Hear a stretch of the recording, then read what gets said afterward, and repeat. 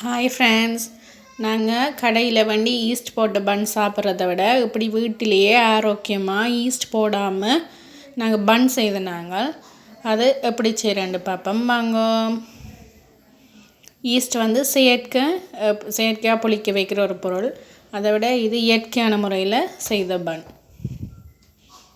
அதற்காக நான் முதல்ல ஒரு பாத்திரம் எடுத்திருக்கிறேன். அதில் ஒரு கப் கோதுமை மாவு சேர்க்குறேன். அவிக்காத பச்சை கோதுமை மாவு ஒரு கப் சேர்த்துருக்குறேன். இப்போ 1/4 கப் சீனி சேர்க்குறேன். சீனி வந்து சாஃப்டாக இருக்கும் என்பதற்காகவும் அந்த பண்ணுக்குரிய நிறம் கொடுக்கும் என்பதற்காகவும் சேர்க்குறேன். அடுத்ததாக உப்பு தேவையான அளவு சேர்த்துக்கொள்ளுங்க, அது கூட டேஸ்ட்டுக்கு ஏற்ற மாதிரி. அடுத்ததாக பட்டர் 3 டீஸ்பூன் சேர்க்குறேன். பட்டர் ஏன் சேர்க்குறோம்னா பன் வந்து சாஃப்டாக இருக்கணும். நாங்கள் ஈஸ்ட் சேர்க்காதபடியாக கொஞ்சம் கூட பட்டர் சேர்க்குறேன்.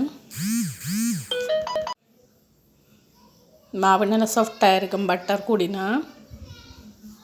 இப்போ இது எல்லாத்தையும் கையால் பிசைஞ்சு விடுவோம்.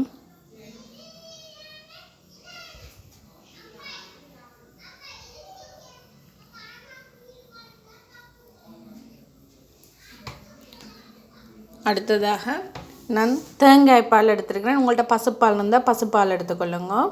இதுக்கு கொஞ்சம் கொஞ்சம் பாலை விட்டு மாவை குழச்செடுப்போம். நிறைய விட்டோம்னா பதம் பிழைச்சினோம்னாக்காண்டி கொஞ்சம் கொஞ்சமாக விட்டு எடுக்கிறேன். கையில் ஒட்டாமல் வர அளவுக்கு நாங்கள் மாவை பிசைஞ்செடுக்கணும். இப்போ பாருங்க, இப்படி கையில் ஒட்டாமல் அல்லது இந்த பாத்திரத்தில் ஒட்டாமல் வந்துருக்கு. இந்த பதத்துக்கு நாங்கள் பிசைஞ்சிட்டு இதை இப்போ 2 மணித்தியாலம் இப்படியே ரெஸ்ட்டில் விட போகிறோம்.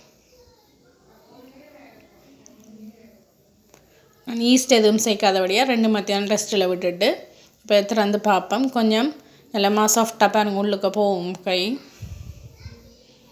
இப்படி நல்லா சாஃப்டாக இருக்குதுமா, கையில் ஒட்டாமலும் வரணும். இப்போ இந்த பதம் ஓகே. இப்போ இதுகளை பன்னுக்கு தேவையான சைஸில் நான் திருப்ப மாவை பிசைச்சு பிரிச்செடுக்க போகிறேன். எல்லாம் ஒரே அளவுக்கு கையால் திருப்பி எடுப்போம். பன்னுக்கு தேவையான அளவு வட்ட ஷேப்பில். இப்போ நான் ட்ரேயில் பட்டர் பூசி போட்டு ஆயில் பேப்பர் அதுக்கு மேலே வச்சு திருப்ப ஆயில் பேப்பருக்கும் பட்டர் பூசி போட்டு தான் இதில் பன்னுண்ட சைஸுக்கு நான் மாவை உருட்டி எடுக்கிறேன்.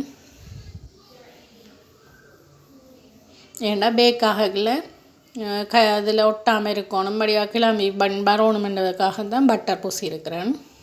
நீங்கள் ஆயில் இருந்தால் ஆயிலும் பூசிக்கொள்ளலாம், அது இனிமேல் உங்களுடைய இஷ்டம்.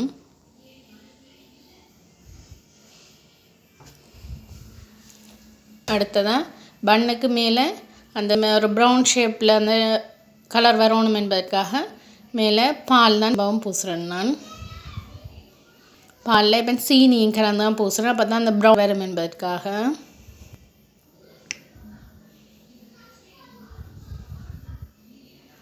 இப்போ எல்லா பண்ணுக்கும் மேலே இந்த பாலும் சீனியும் கலந்த கலவையை பூசுகிறேன்.